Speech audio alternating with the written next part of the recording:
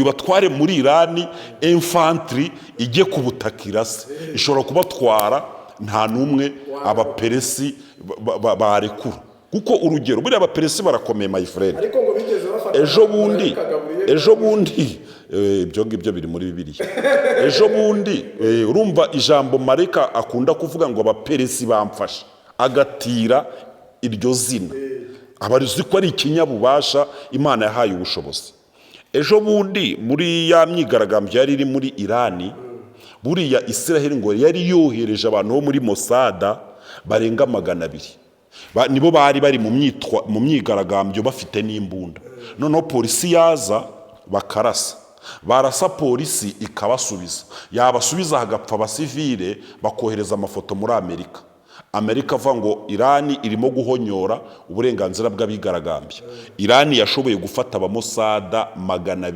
250 bose babaca imitwe buriya ni nacyo kintu cyarakaje Israel nibura kugira ngo urabizi ko Israel ivuga ko ngo amaraso ahorwa ndi kiriya gitero Israel yagabye ni igitero cyo kwihorera ku bamosada 200 Irani yishe bafashe mu myigaragambyo za maneko za Mossad gufata rero abantu ba Mossad 200 ukabica ba Israel buriya ni nko kuyikuramo umutima ukawubaga aba ari abantu bahenze ni abantu batojwe bagenzeho ingengo y'imari bazakora akazi kenshi ku isi kubafata 200 bose barabafataga ukagenda bakabaca imitwe muri Irani bakuburanisha saa 2 saa 3 bakagusomera ubwo gupfa saa 4 bakakwica ntabwo ari bivuga ngo inteko ngo izaterana oya api nibo wafashwe uri kwica ni ukwica niko ibintu biba ya bwana Nyakubahwa Pasitoro nk'umuntu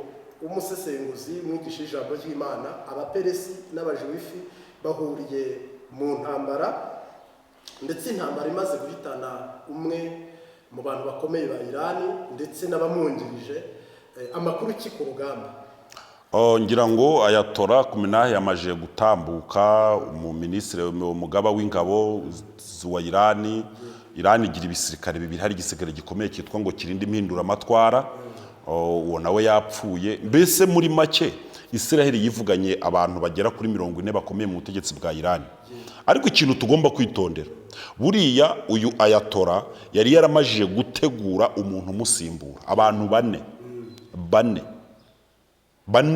batondetse nimpfa we ugomba guhita usimbura upfa uyajyaho bane barajyaho bane barahari Amerika rero na Israel bishe umwe ubwo batatu baracyariho kandi umwe yamajije gusimbura urumva rero kandi uyu mugabo ubupfuye buriya abafite ubutegetsi bukomeye muri Irani abari umuyobozi mukuru w'ikirenga ari umugabo w'ingabo z'ikirenga abari we muyobozi w'idini abayoboye imyemerere mu gihugu abafite imyanya 3 ikomeye cyane ahagarariye muri miliyoni zirenga 90 z'abaturage hanyuma rero y'urupfu ngira ngo Israel nayimaje gutakaza umugaba w'ingabo zirwanira mu kirere kandi nicyo gisirikari uyu munsi kiri ubu bari kurwanisha Air Force kuko biragoye ko Israel yadivasinga ngo ijye ku butaka kuko bisaba ko ica muri Jordan biranagoye cyane ko yajyana abaparakomando ngo bamanukire muri Irani nta numwe wataha sibyo nta numwe wataha na Amerika birayigoye kwifata abasirikare nkuko yagiye muri Iraq cyangwa mu kigobe cya Perisi ngo ibatware muri Irani bajye cyangwa muri Venezuela twabonye indege y'Amerika iyambere yagejeje y'Imirano twabonye minisitiri w'ingabo wa Irani zirwanira mu kirere agaragara mu mashusho kuri televiziyo y'igihugu ya Irani avuga ko tagete z'ibitero birenga 12 ngo ni muri Qatar, Abu Dhabi, za Jordani, no muri Syria ejo baraharashe n'ahandi wagiye bumva mu bihugu 8 byageragejwe kuba tageti abasirikare barenga 600 ba Amerika bahapfiye iki kintu ku mutwe wa Amerika by'umwihariko perezida wa Amerika ubundi Amerika nta kintu irabona nubwo Amerika ni igihugu gikomeye ariko buriya nk'intambara yo muri Iraq muri Irani Amerika iri gutekereza ko imeze nko gutwara Maduro muri Venezuela, iri kwibeshya ko imeze nko gutwara cyangwa kwica Saddam muri Iraq. Biratandukanye. Abamedi n'abaperesi bamaze imyaka myinshi bitegura Amerika, bitegura Israel. Ibibazo byose Irani ifite nyina ubibyara na Amerika. Amerika yafatiye ibihano Irani bikomeye mu rwego rw'ubukungu na tekinoloji, ku buryo nta yandi makuru babona. Irani irabaga ikifasha, igafatikanya n'abandi bantu nk'Ubushinwa, ariko nabwo bukayifasha kubera ko Irani ihereza Ubushinwa utugunguru miliyoni 20 buri munsi twa peteroli. Urumva, Irani ni igihugu gikiza, gifite umutungo kamere, gifite amabuye y'agaciro, gifite na peteroli. Urumva, Irani igafatanya n'Uburusiya mu bintu bijyanye na nuclear, ariko Uburusiya nabwo babuje gushaka inyungu zabwo. Niyo mpamvu na muri iyi ntambara ntabwo mu by'ukuri ibi bihugu birimo gutabara mu buryo bugaragara. Uretse ko Irani nta nubwo ikeneye abasirikare, nta nubwo ikeneye ko Uburusiya buyohereza abasirikare, ntabwo bafite miliyoni 100 z'abayisilamu. Miliyoni 100 z'abisilamu. Abayisilamu barwana bapfa. Ampulisi buriya abisilamu barimo ibice. Hari abitwa abasunite n'abitwa abashiyite. Buriya rero abashiyite nibo bari abo muri Irani. Ni ibintagondwa rero. N'ibihugu byabo biba biyoborwa n'ikintu bita ngo bigendera ku mahame y'idini ya Kisilamu. Baba bafite ikintu bita ngo ni kiriya kintu bita bagendera ku ikorowani, akaba ari nk'iryo tegeko nshinga. Itegeko nshinga bakaba bafite biriya bintu ngo bya shariya, bakaba bafite ibintu ngo mbese bya Tora bikomeye cyane bagenderaho. Ni ukuvuga ngo rero waba warize kaminuza, bo gupfa kwabo ni ishema. Kuba rero bafite miliyoni hafi 100 z'abaturage, bo ntago bakeneye igihugu cyabaha abasirikare, bo bahemisi. Ni ukuvuga ngo Ubushinwa buri kubaha misiri, kuziterera barabisangaho, Abarusiya babahe misiri. Ubundi intambara harahomba Umunyafurika, hahomba Umunyaburaya. Urabyumva neza. Irani yo nta kintu n'ubundi yakuraga hanze, n'ubundi iri muri ambarigo. Ni nka kwa kundi waba uri mu giturage muri karitsiye, ariko nta hantu wemerewe kujya kuvumba, n'ubundi wowe wishakira ikibiriti, ukishakira umuriro, umunyu n'isukari. Harahomba Abanyaburaya, hahombe Abanyafurika, kuko umuhora wa ruguru unyuramo hafi 20% by'ibicuruzwa bikoreshwa ku isi, zaba gaze na peteroli bikoreshwa ku isi. Irani yawubanye irawufunga. Nyuma rero y'ukwezi Abanyaburaya bagiye kubaza Amerika bati twoherereze gaze, kandi Abanyaburaya n'abana ba Amerika. Abantu bita ngo n'abahauti bagiye gufunga Mer Rouge, inyanja itukura. Ibi bicuruzwa byose bicuruzwa ku isi bica mu nyanja itukura. Ubwo no mu Bushinwa rumva peteroli itari kujyayo, ibyo baduhaga isi igiye kurwara paralize, sibyo? Kandi nyirabayazana w'iyo paralize na Amerika n'umwana wayo Isiraheli. Iyi ntambara rero hari ibintu bibiri ishobora kuza gutera. Ishobora kurangira vuba cyane kubera ingaruka zayo ziteye ubwoba, cyangwa ikaba ndende. Ariko niramuka ibaye ndende igafata nk'amezi nka Ukraine, ikamara imyaka nka Ukraine cyangwa Palestine, mwareba ikintu kiba ku isi. Iraba intambara ya gatatu. None je ndibaza kuko Umunyamerika naho bagiye bamubona hose mu nzira n'Umwisiraheli. Ibaze wajya umubona peteroli, esansi litiro yagiragura nko mu Rwanda litiro ishobora kugera nko kuri 6. Ishobora kugera ku 6 litiro imwe, ikagera kuri 6. Noneho sibyo Umunyamerika n'ukubona atabutse n'Umwisiraheli, akamubwira uti muri abagome. Sibyo? Reba ikibazo mudukururiye. Ibicuruzwa transiporo igomba guhenda, kandi bikamara igihe kinini mu nzira kubera gushaka izindi nzira binyuramo. Iyi ntambara iramutse imaze imyaka 4 nk'iyo muri Ukraine, isi yarwara paralize, kandi nyirabayazana w'iyo paralize yaba ari Amerika na Isiraheli, ibi bishobora kuba impamvu ikomeye yo gusenyuka ku bwami bukomeye bwa Amerika, kandi birashoboka cyane. G7 n'ibi bihugu Amerika ifite ngo bikize ku isi, hari G7 BRICS y'Abarusiya, barimo South Africa, barimo Iran, barimo India. Oya, kiriya kintu cya BRICS bujya ni icyuka. Oya, kiriya ni icyuka. Ntago biba biriho biriya bintu, ni ibintu biba biri aho ngaho byanditse gusa. Ntujya kumva ngo G7 ni ibintu nawe biba byanditse gusa. Biriya byose buriya BRICS ni ikintu kiba cyaragiye aho ngaho, ariko se urambwira ngo BRICS ko Venezuela iri muri ibyo bice, ko batwaye perezida yamufashije iki? N'ibindi bihugu byose nanakubwira baba baragiye baceceka. Buriya rero Amerika irimo kwica amategeko agenga isi, sibyo? Kandi ntekereza ko nta n'ikindi gihugu cyakora nka biriya. Amerika ihita ifata ibihano ngo mwavogereye, ngo ubusugire, ngo muri kwica demokarasi, sibyo? Ibyo wumvaje ngo ibintu ngo nka bya NATO, biriya ni ibintu bya Amerika, ni amaboko ya Amerika. Amerika nihamagara NATO ngo iziyifashe intambara, NATO iri buze, sibyo? Ngira ngo Amerika nihamagara Abongereza, wumvishiye ko bavuze yuko bidekaraye ko ngo bagiye gufasha, bigomba gufasha Amerika. Kandi Amerika urumva ntabwo wayitandukanya n'Ubwongereza. Erega Ubwongereza buriya nibwo bwakoroneje Amerika, nibwo bwayihaye ubwigenge. Baracyari abashuti rero. Urumva Putin yidekaraye ariko icyo yakoze gikomeye, wenda yahumurije abanya-Iran, arabwira ngo nibihangane. Ariko nta kintu, reka nkubwire ikintu n'abadukurikiye batazi, sibyo? Iyi ntambara irakomeye. Kubera iki? Ubundi Abayahudi, ntabwo iyi ntambara ubundi Amerika y'ubwayo yishaka.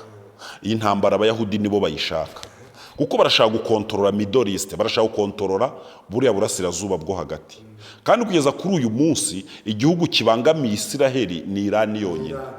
Iran iramutse igize shite ikabatombe, bakayitesha umutwe ikaba nka Iraq, igahoramo akajagari, ntigire ubutegetsi buhamye, nayo bakayiha Abasuni, biriya bintu byo ko bagendera ku mahame y'idini ya Kisilamu bikavamo, ni ukuvuga ngo Isiraheli yaba ari umwami muri kariya gace, yica igakiza.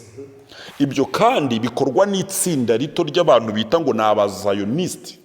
Buriya Abazayoniste, sibyo? Abazayoniste ni igice kimwe cy'Abisiraheli bo mu muryango ngo wa Dawidi, bavuka ngo i Buyuda, sibyo? Aba rero bavuka i Buyuda ni abantu banena abandi Bisiraheli bavuka mu miryango yindi 11, ndetse no mu bihe by'ubunyage bagiye bagenda banyaga, bagiye bagenda babakandamiza, kugeza ubwo buriya makuru avuga ko no mu gihe Hitler yicaga Abayahudi, aba bantu bita ngo ni Abayazayoniste, bo bari bari mu butegetsi bwa Hitler ndetse banagambaniye bene wabo. Ni nayo mpamvu Abisiraheli barokotse benshi ni Abazayoniste, kubera ko bari bari ku ruhande rw'ubutegetsi bwa Hitler. Aba ni nabo batashye baragenda bafata igihugu cya Isiraheli n'ubuyobozi nimo bukomoka. Buriya Abisiraheli benshi bandi ntabwo bemera ibyo Netanyahu akora. Aba Bazayoniste rero bafite imbaraga kuko nibo bayobora Amerika. Buriya mu butegetsi bwa Amerika uretse Trump wenyine, ariko abandi bose ni Abazayoniste. Yugeze mu nteko nshinga amategeko usanga ari Abazayoniste barimo, bafite ubwenegihugu bwa Amerika ariko b'Abazayoniste.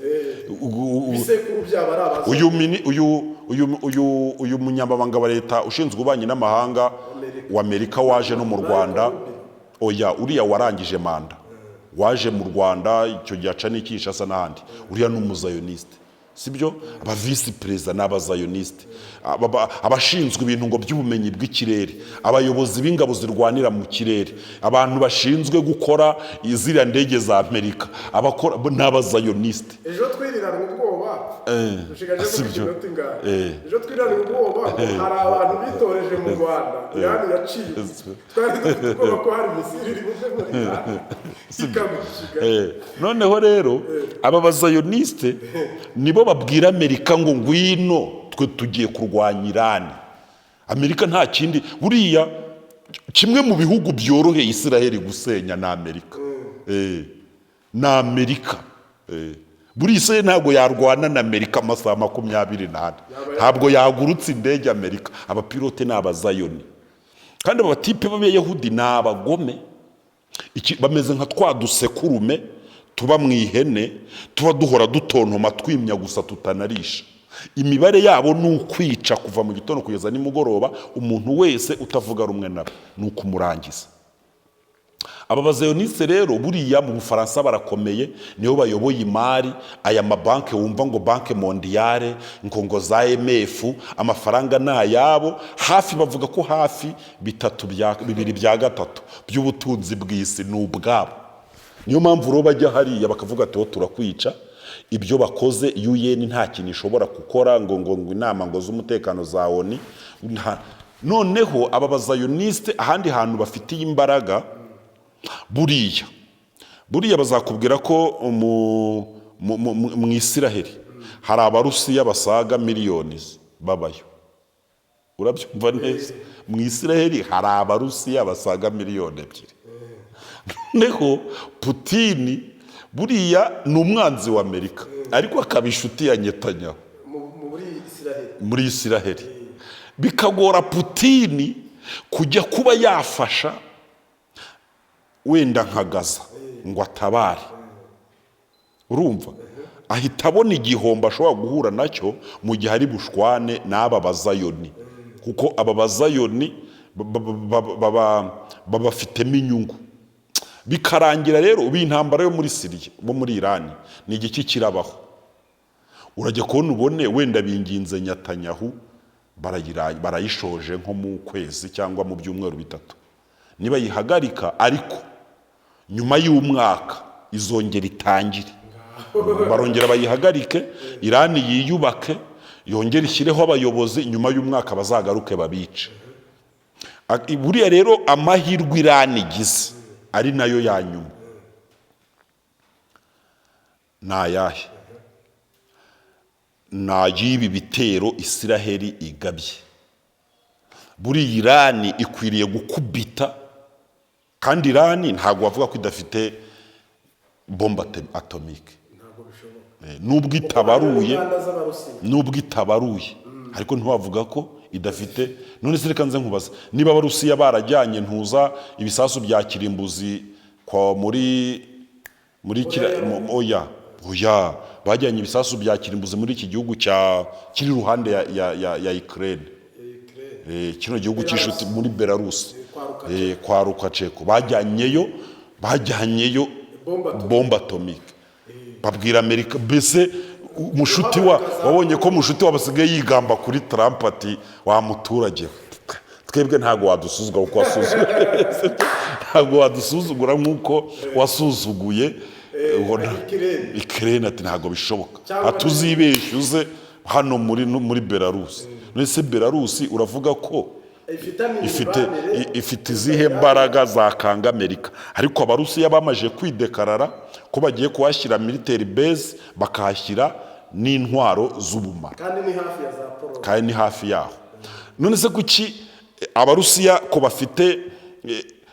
bafite military base hariya muri Iran sibyo kuki batahazana intwaro za kirimbuzi kubera Israel? Mbese ni nka kwa kundi uyu muntu dushobora kugirana ikibazo wagakwiriye kumutabara twembi nge nawe weho uri inshuti ukasanga mbese Putin afite amahitamo abiri gushwana na Israel burundu. Wabonye ko Israel ntabwo yigeze mu nteko ya ONU ntiyigeze ishyigikira Amerika mu kurwanya Putin muri Ukraine. Nta nubwo yigeze yamagana Putin muri Ukraine ntabwo yigeze imwamagana yararuciye irarumira kuko izi neza ko Putin nawe ajya yishyigikira mu mabi yayo. Ariko nge mu ntambara nk'izi buriya mba ndi ku ruhande rwa Irani, kuko yarasumbirijwe kandi ni umunyantege nke, ariko Imana ngira ngo izafasha Irani